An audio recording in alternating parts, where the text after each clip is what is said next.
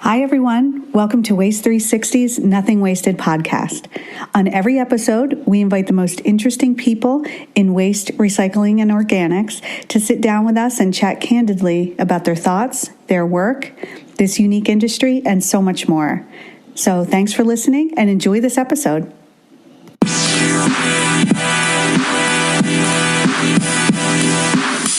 Hi, everyone. This is Liz Bothwell from Waste 360 with Mike Schwalbach, president of Sierra Container. Welcome, Mike, and thank you for being here. Oh, thanks, Liz. I'm very happy to be here.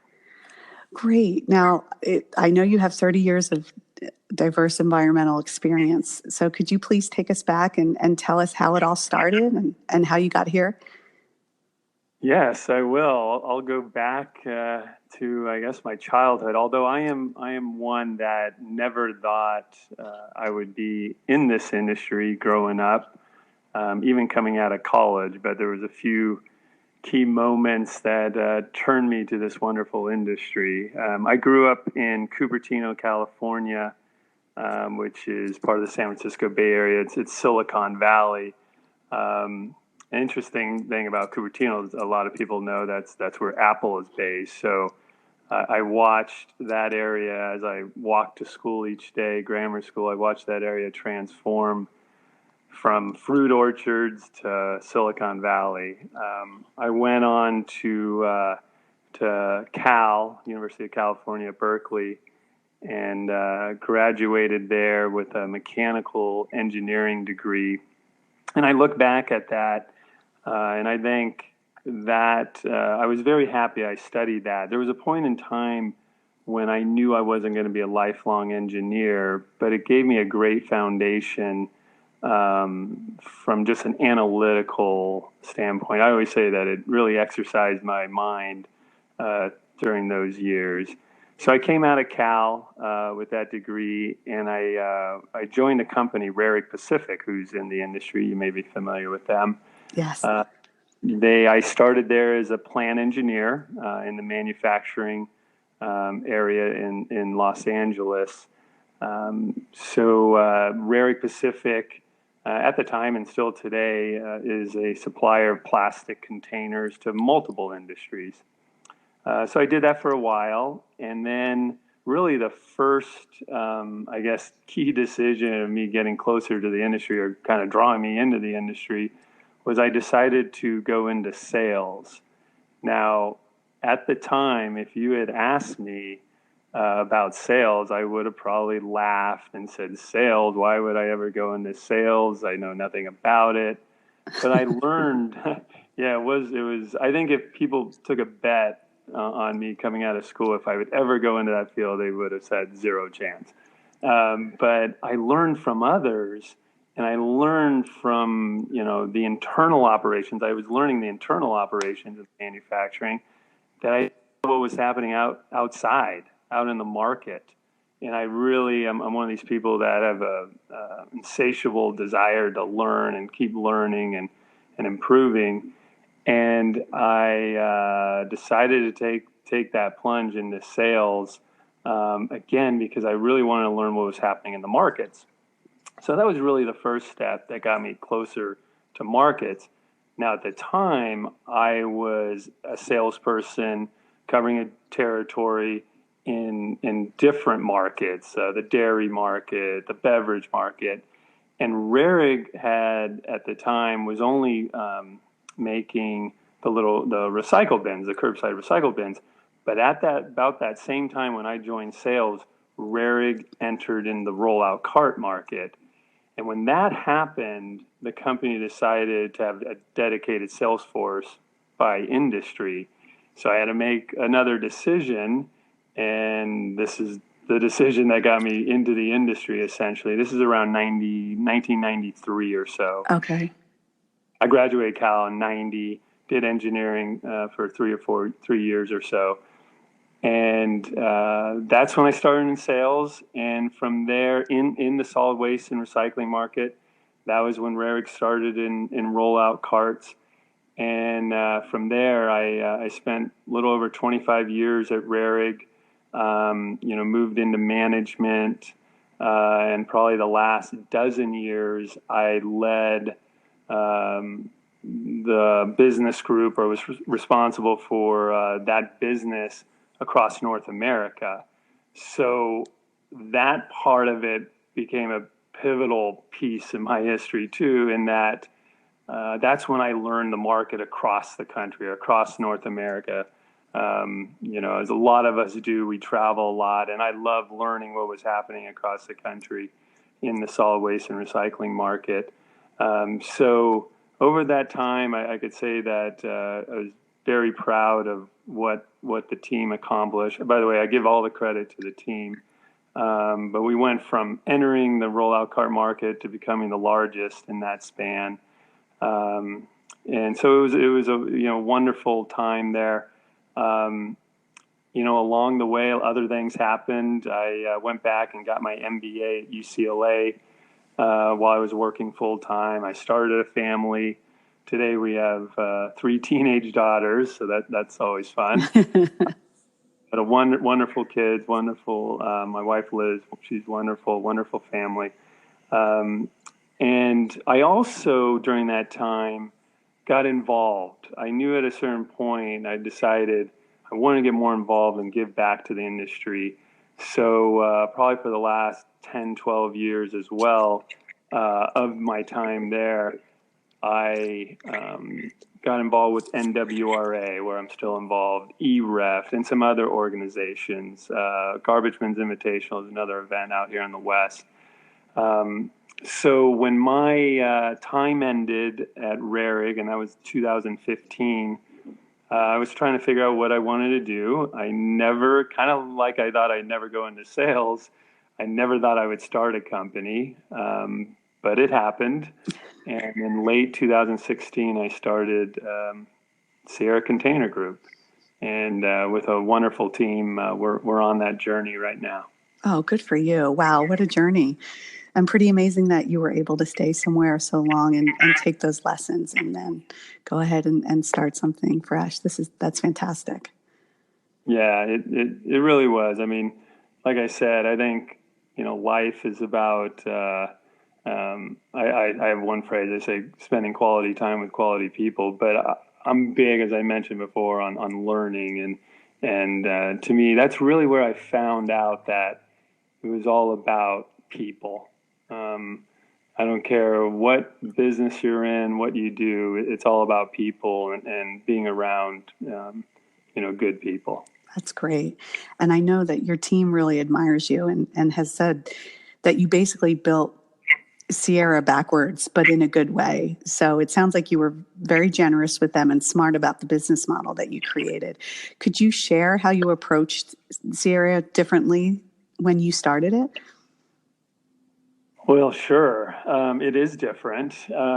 So I guess going back when I started it, again, I didn't think I would start a company. But I need to mention this, that probably the biggest reason I started it was because of the support of people in the industry. And there's too many names for me to mention here or thank, but so many people were supportive and frankly inspiring me or giving me the confidence to start Sierra. So I did.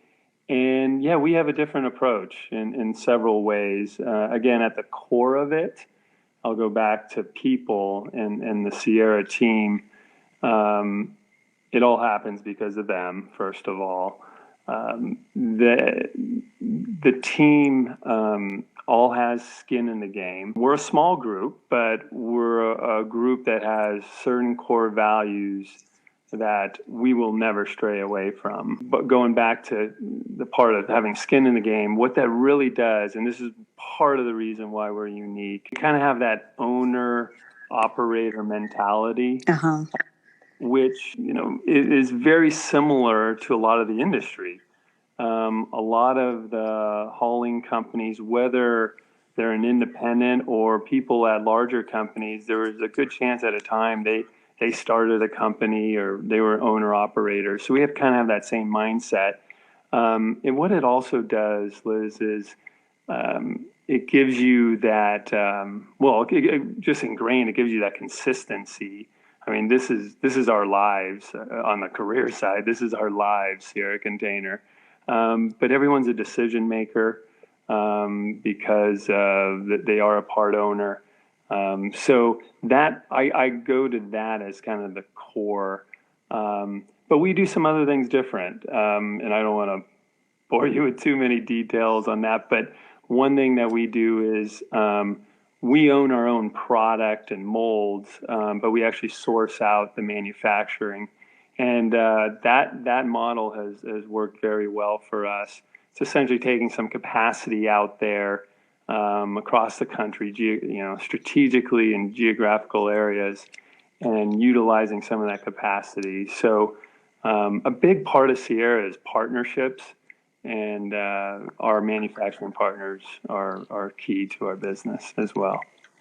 Oh, well, that sounds like a great way to do it. That was very smart. As you know, a corporate culture can make or break a business, and you seem to be on the right track with putting people first. And I'm just wondering, how do you encourage and maintain such a positive culture there? Yes, that's a good question and so relevant. To me, culture and people, they kind of go hand in hand, is everything.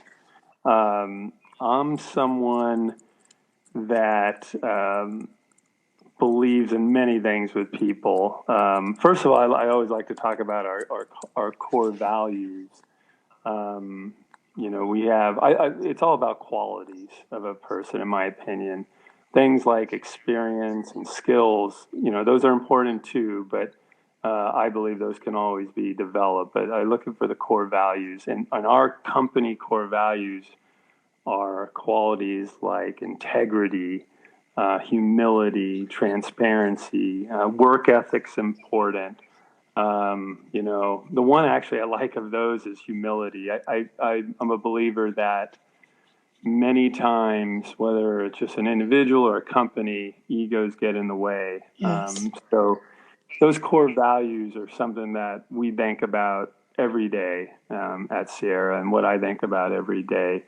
But it's hard to explain why I have always thought this. Maybe it's my parents, my mom. I'm not sure why, but I've always believed in trying to make everyone better around myself.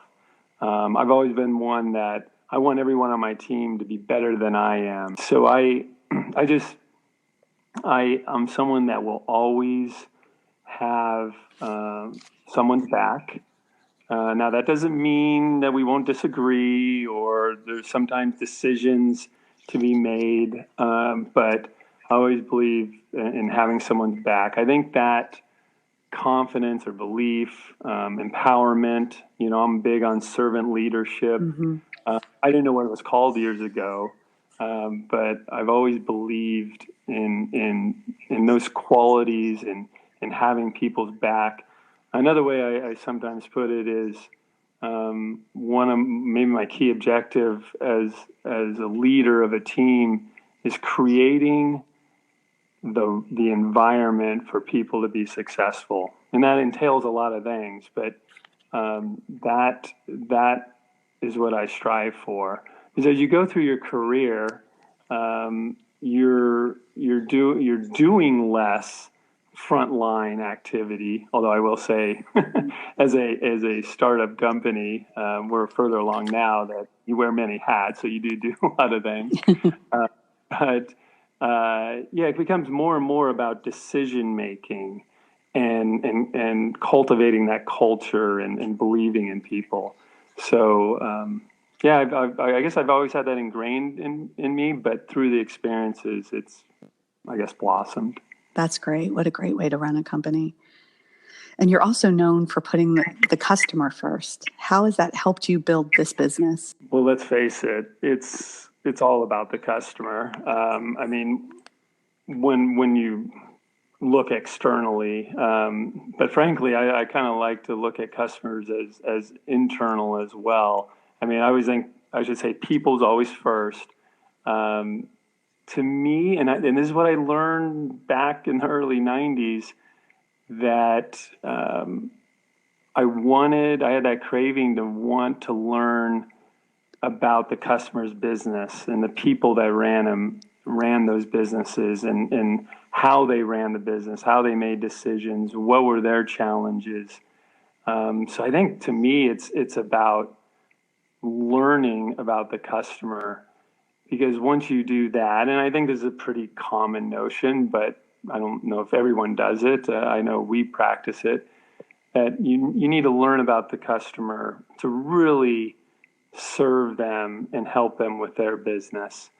So I guess it kind of goes back to that same mentality of helping and learning and then applying. Right. Great point. So I see that you guys offer a kitchen container to help remove organics from the waste stream. Is that becoming a growing part of your business, organics? Well, I think people in the industry like yourself know that organics is on, kind of part of the new frontier, if you will. Mm-hmm. We at Sierra, as a fairly young company, we're still a little under 3 years old, are still sticking to some of our core offerings, if you will. Mm-hmm. So that's mainly the rollout carts, the different sizes of rollout carts. Now we plan to branch out as we go along. But going on the topic of organics, like I said, that's a new frontier. I think what this industry does, and does it well, it takes a little time, but does it well, is figure out these new frontiers. A lot of times, whether it's a new stream, a stream that people want diverted, a lot of times that's done politically, and the industry has to figure it out. I'm a big believer that you always have to start with the infrastructure. And I think that's what the industry is going through with organics. What's the best infrastructure to handle and process that material? I think, the industry tries to create or pull out as much value out of these streams. And again, it starts with that infrastructure. So I think that's what the industry is doing. And like I said, this industry, which I love and a lot of people love, has so many good people that it's being figured out, and it also has to be figured out economically. Right. So that's that balance of doing what's good for our community's environment, but it has to make sense economically. Absolutely. And to that point, are you seeing specifically with your containers, are you changing them to accommodate the future of, the waste stream of the future? Well, good question. Rollout carts have been around a while. And yes, there are tweaks, modifications that are being made for the carts. I will tell you, though, that in the world of carts, and I've been doing this for a little while, I've seen a lot of the history of rollout carts and containers. And I'm kind of going a little off the question here, but this is really what I see in the market now. Making a rollout cart, I always say, comes down to three, or a container, but I'll use rollout cart since that's what we mainly do. Comes down to three ingredients. Comes down to the design, comes down to the actual processing, making it, and it comes down to the material. And I always say they're all important. So the first two, design and processing, they're important. You need to have a good design. You need to know how to process and make the product. But frankly, there's not a huge difference between the designs. Now, there are tweaks and modifications made to make it better and durable. And like you said, maybe for a new part of the business. But for the most part, because they have to work with the equipment, the designs are fairly similar. Okay. Process the same way. Most people know by now how to make a cart. I always tell people it comes down to the material. And I've been talking about this a lot lately. The material, and we live in a world, in the rollout cart world, there's high expectations. Most companies expect that container to last 10 plus years. And for anyone that's seen containers picked up by automated arms, et cetera, it's pretty rigorous. So going back to the material, that's what, in my opinion, that's the decision point for a manufacturer. And what I'm seeing right now, we're kind of at a critical point in rollout carts in that there's pricing pressure down on rollout carts. A lot of that has to do with the amount of capacity in the industry. And so that means that companies are looking at ways to cut costs. So I always say, again, it's not rocket science of the cost structure and how to make a cart. So what we're seeing in the market today is people trying to be competitive, putting in different materials. And I actually think just covering, looking across the country, across North America, I think there's an escalation in failures. So the question then becomes, okay, is that a good path to go?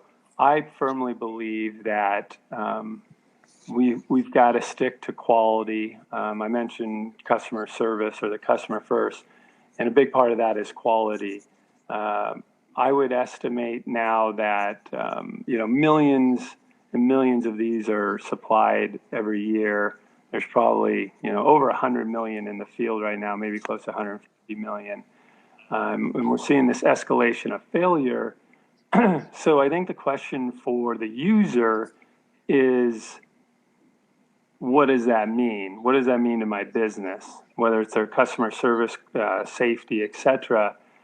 But what I have seen is companies are now spending probably half the amount of money on dealing with failed containers than what they spend on new containers. So I'm just trying to bring some awareness to this. And that's where, going back to what you asked about Sierra, that's where we're very diligent about how we make our carts and the quality and the material that goes into it.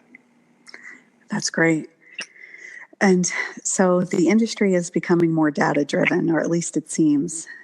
I think so. And what are you seeing on your end?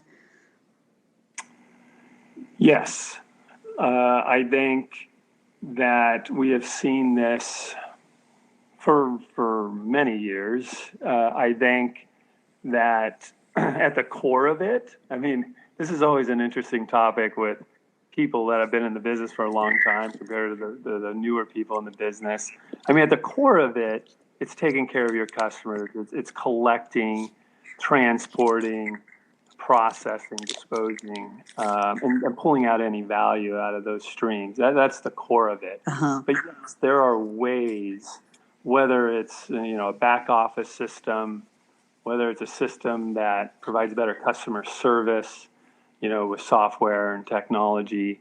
Obviously, automation has been happening for a while. I think the biggest factor there is safety. Yes. That we need to be a safer industry, and automation helps that. I think what you see on the trucks, you're just seeing more and more technology. And to be honest, what I think normally happens, well, at least I think what happens in this industry, I haven't been in a lot of industries, is that there is this desire for technology. And then we probably, in a lot of times, and I think this has happened, the pendulum kind of swings too far.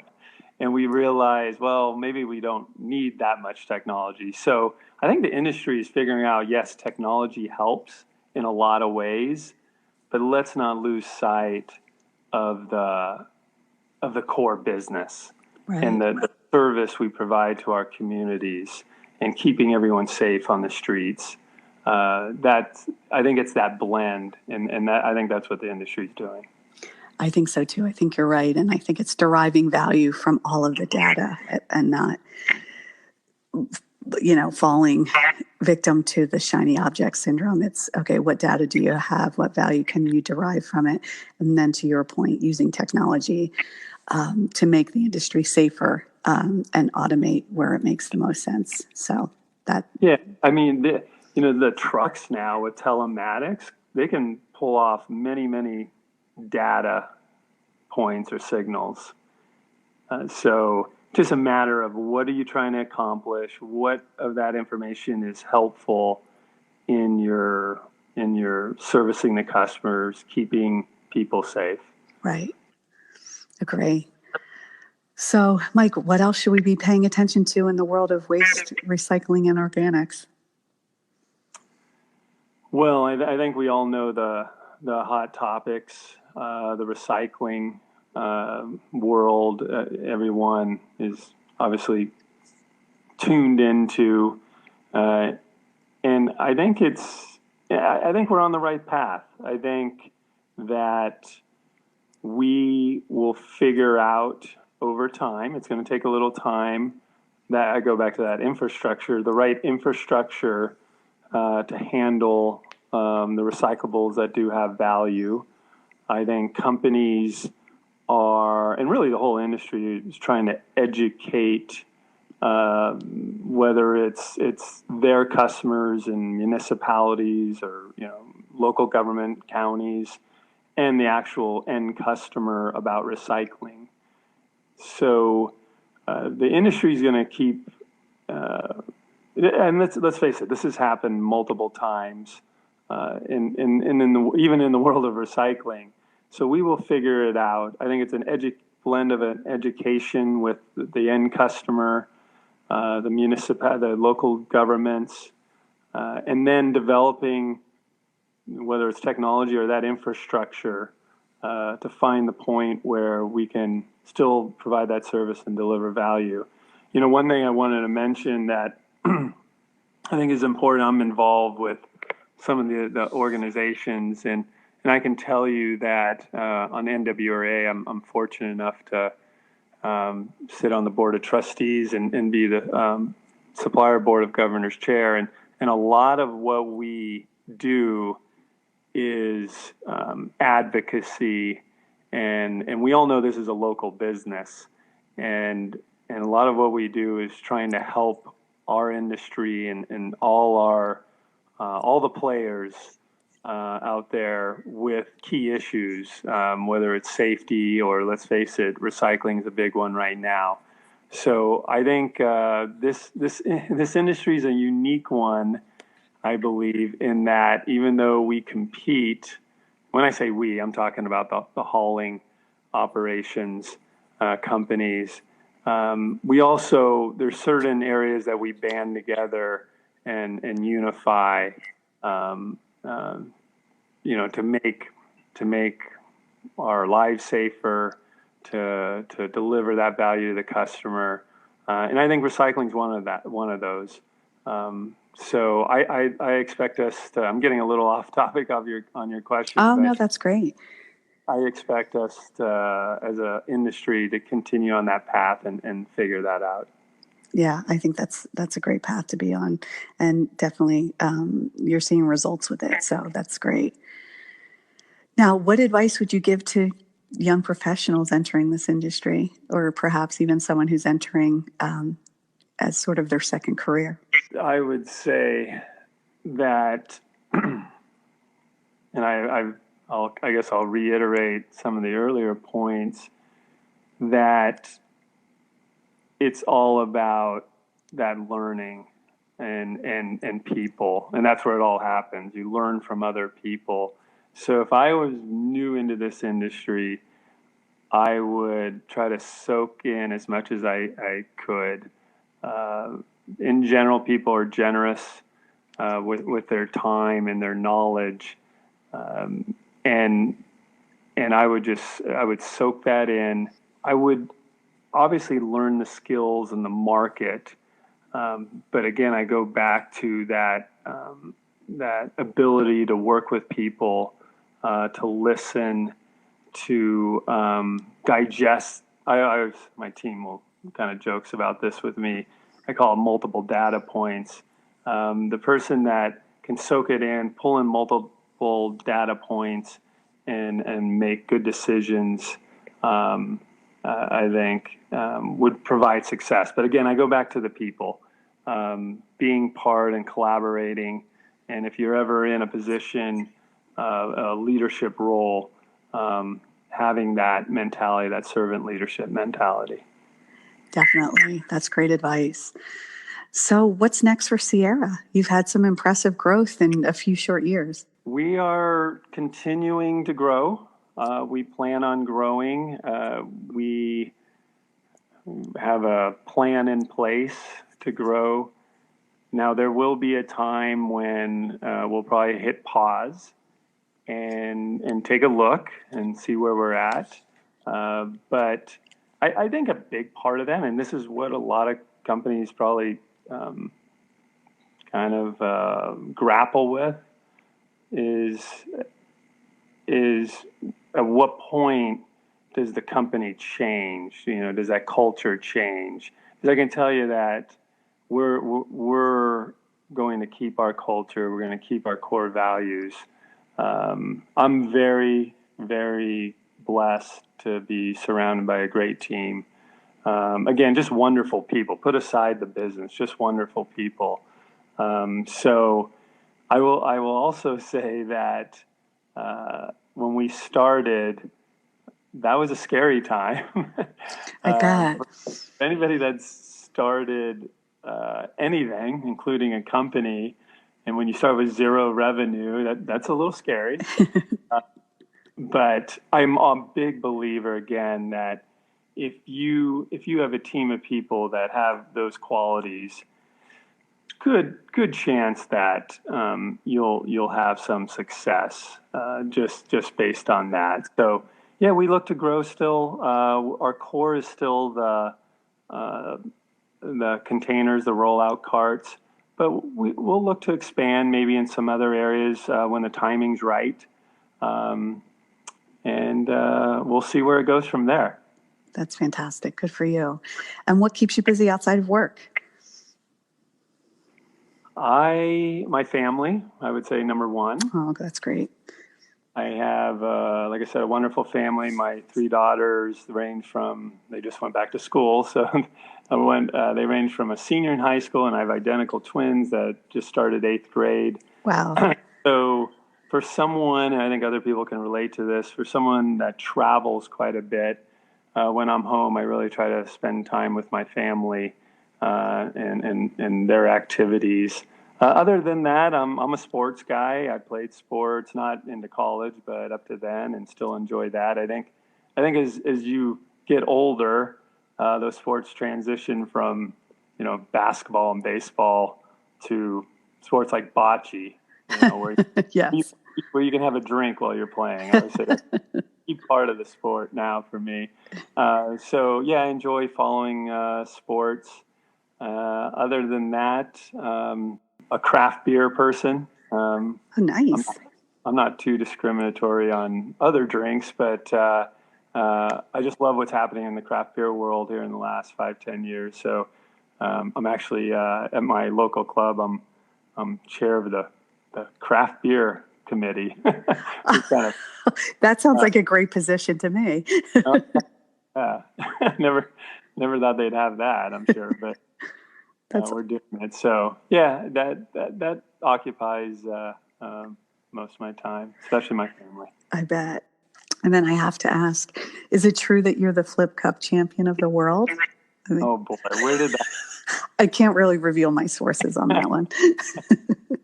Oh, boy, I'm not sure how to comment on this. Hey, it's impressive. So I will say that I did retire. I'll claim that for now. Now, I will also say that many people try to get me out of retirement and have not been successful. So I guess it's a challenge for those There out you there go. listening.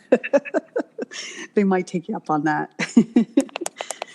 So how can listeners hear more from you and more from Sierra? Yeah, we recently, we didn't do this at the beginning, but yeah, recently we've been posting more.